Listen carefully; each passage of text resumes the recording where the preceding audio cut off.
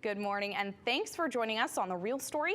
I'm Emma Wolforst. Empty chambers will soon be full as the 2023 legislative session gavels in Wednesday. Joining me now is Speaker of the House, Democratic Representative Matt Ritter, and House Minority Leader, Republican Representative Vincent Candelora. Thank you both so much for being here. We appreciate it. Thanks for having us. Yes. Of course. Well, the new legislative session starts in just a few days, as we said. So how are each of you feeling about heading back to the Capitol this week? Vincent, we can start with you, and then we'll head over to Matt. Yeah, I mean, I think I'm looking forward to sort of getting us back to normal. We've had, an entire session battling COVID and being virtual. And so we're going to, transition back to being in person again and trying to get that process back to the way it was prior to COVID. So I'm looking forward to seeing everybody. Absolutely. That sounds nice. Matt. Yeah, there's a lot of new members, they just got elected on both sides of the aisle. And so it's always exciting for people for their first opening day. They bring their families, their kids. And again, we did it 2 years ago outside. It was pretty cold.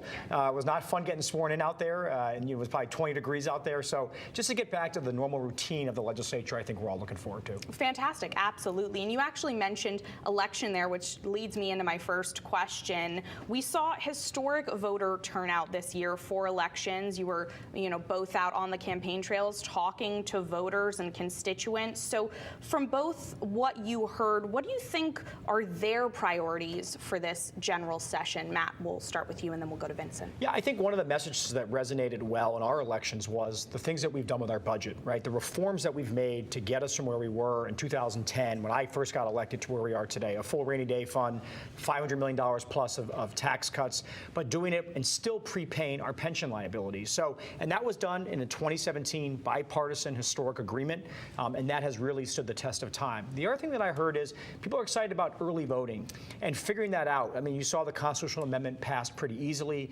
Again, we'd love to do that in a bipartisan way so our towns don't feel like we're making them do things they're not comfortable doing, but having a couple weeks of early voting like other states is going to make a big difference for people. Yeah, I think we saw a very status quo election. Most incumbents got reelected.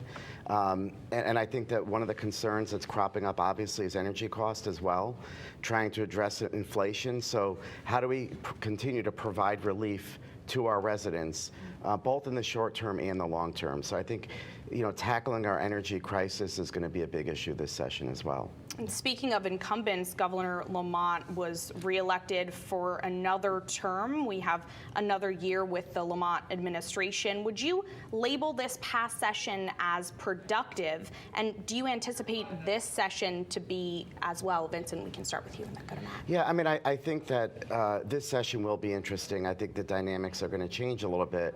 I'm excited to hear the governor talking about trying to reduce the income tax, which was something that was important for Republicans. So looking at sort of systemic tax reform to the extent we can do it, I think is a good dialogue to have. And I'm hopeful that the bipartisan conversation continues. Yeah, I think we're excited to hear what the governor has to say on opening day. But if you look at his results and the number of towns that he won, I think it shows you that people generally viewed him as a nice person, a leader who is able to work, I think, with both sides of the aisle. But also, we didn't sacrifice my kids, right, or Vinny's kids for today's political gains. We did a lot, but we also said we have to think about tomorrow. I feel like when I got in, everybody thought about themselves in that 2-year cycle. And I want us to be predictable for businesses, predictable for families. If that means lowering costs, dealing with inflation, we do it, but we do it in a way that is sustainable, because this, for tax policy, isn't good for anybody. Well, we've already talked a lot and mentioned inflation a few times already in just a couple minutes. It's a big deal for everyone. Everyone's feeling the effects. Are there any proposals or discussions happening for this session you think would help constituents? Matt, we'll start with you. Yeah, I think you look at reducing taxes to help with inflation, right? So whether it's the earned income tax credit, which is at historic levels, right? If you work and you earn, you get a larger tax credit. If you look at what we might do on the income tax, or people might look at different sales tax ideas, I think the bottom line is, can you make things more affordable for people through your tax structure? And we'll look at that. But also, we did a lot. Not only did we cut taxes, the gas tax and the child tax credits we did last year, the aid we've delivered to our municipalities, our cities where the tax burden is the highest and the most regressive, has also been a really big deal. And so people didn't see huge tax increases the way they might otherwise have. So there's a lot of ways you can target spending to target inflation beyond just tax cuts. So we'll look at it a holistic way. play. ECS funding, all those things will be in play. And Vincent, what about you? Obviously, inflation is an issue we're all talking about. Yeah, absolutely. I would agree with those points. I'd also say that, government has benefited from inflation because as prices go up, they're collecting more sales tax. So I think we need to take a look at that. The 1% additional tax that we have on restaurants, maybe we look to reduce that back to the normal sales tax rate because all the menu items have increased. So is there a way to sort of equalize inflation with taxation? And I think that's also part of the conversation we need to have. And one thing I would add on the budget that we both agree on, and I think I'm going to make this point on Wednesday, is that we have covenants in place that have allowed for us to deposit surplus income tax revenues into our rainy day fund and to prepay liabilities. Those expire. I don't want to talk about a budget, and I don't think he wants to talk about a budget, or the governor wants to talk about a budget until those are back in place. And if that upsets people who might be on the fringes of the parties, I don't care. You get that in place, then you tackle the biennium budget.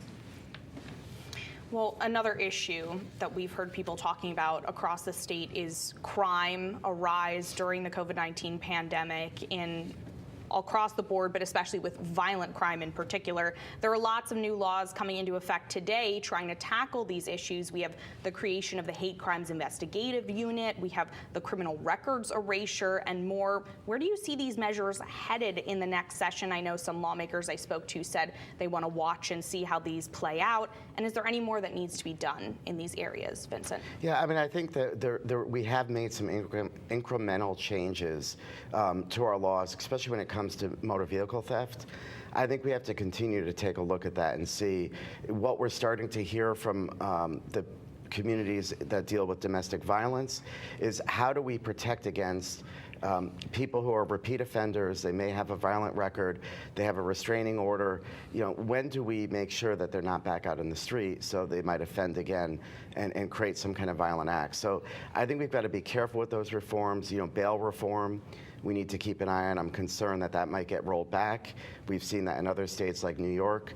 So really preserving what we have and possibly expanding upon it to make people safer is going to be an important issue. Absolutely, Matt. I try to counsel my caucus. Sometimes the Democratic Party, we start with this conversation by citing statistics, and it is true. Connecticut, compared to its other states, is a very safe state. The problem when you do that is if you have been the victim of a crime or someone in your family has, it rings as tone deaf. So I never like to lead with that. I would say that I think some of the campaign rhetoric, I think most people saw through it as a little extreme, perhaps overselling how much crime there really is in Connecticut. But if you are a victim, if it happens to you, we take that very seriously. So here's what our laws have to do. Our laws have to make sure that criminals who commit really serious crimes are punished. And there are people who need to be put in prison. There's no denying that. But at the same time, you can't take a 14-year-old kid, or you can't take someone who's done 5 years in prison and done their sentence and then write off the rest of their lives. Because you know what they'll do? They'll go right back to committing crimes. So when we talk about erasing criminal records for misdemeanors, that's really, really important so people have access to a job. They have access to housing. And so a lot of states have gone in that direction, red and blue. And so there's a way to do both. There's a way to make sure you address the most violent offenders and the most heinous crimes and that people are punished for those, but also let people re-enter society with a chance. Even, I don't care, if you give someone no opportunities, they have no choices often and they'll commit crimes again. So we hit on inflation, we hit on crime. I want to give each of you a chance to touch on other legislation or legislative priorities you'd like to see brought to the chambers this session. So Vincent, we'll start with you. And I think to that point of juvenile crime, I think one thing we have to look at is the Victim Compensation Fund and making sure that people that are a victim of juvenile crime, that they have the ability to access that. Right now, I think under our current laws, it's only there for adult crimes. So I think that's an important measure that we might want to take a look at. And bottom line, I think, as Speaker Ritter pointed out, probably the most important thing is maintaining all of those fiscal structures in place, the revenue cap, the volatility cap. Those are going to be important priorities in our caucus as well. Absolutely. Yeah, one that we didn't talk about that I'd like to add is, I think we've talked about this a little bit, is I want to do something. Last year we did a really historic mental health bill for children, which got a lot of national attention, as it should. The people who worked on that did a great job. We can do more for our community with people with intellectual and physical disabilities. We have waiting lists out there. We have a lack of housing. We have a lack of opportunities. And I chaired public health 7 years ago ago, and I remember these stories. The problem is the state had no money. We didn't have the resources to address it. So I think one of the bills you'll see focused and prioritized in the House is a bill to look at that, to look at our students who have autism, to look at supplementing services for people. I think that'll have a lot of bipartisan support, and I know he and I are going to sit down with Senate leadership and really go through that bill. I would love to do that, 151 to nothing, like we did the mental health bill last year. Right. Well, just a couple days until the session kicks off, but you all stay busy at the Capitol through June, but a lot of people might not really know what's going on. It takes a while for those new bills and measures to work their way through, and sometimes people don't know what went on until new laws go into effect. So how do you think people can stay updated and involved in this process, and why should they? We'll start with you, Matt. I tell members, read the newspaper. I tell students, and people roll their eyes. They don't know what, people don't do that very often. Watch the news, right? Read a newspaper. I'm not saying them because on your program. We do have really good coverage, and you do really report stories. But if you don't do that and you only rely on social media, you're not getting it. So that's my best advice. Read the newspaper or watch your evening news, and you'll learn a lot about what's going on at the state capitol. Yeah, absolutely. Get off of Twitter and Instagram. Yeah. And I would also add, you sound like grumpy fathers and Luddites, but it's true. But I would also go to the CGA website, the cga.ct.gov, which has a whole list of items. If you go under the commission reports, you could see our new laws that are taking in place. You could track committees, what bills are being raised, when the public hearings are happening.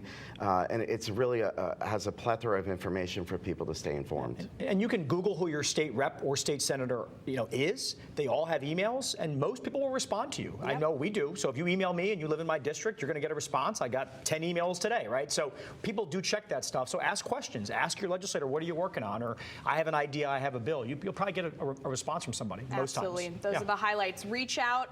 Stay off of social media for your news. But we both, thank you both so much for being here again. Unfortunately, we're out of time. Wish we could talk longer. But like I said, thank you so much for being here.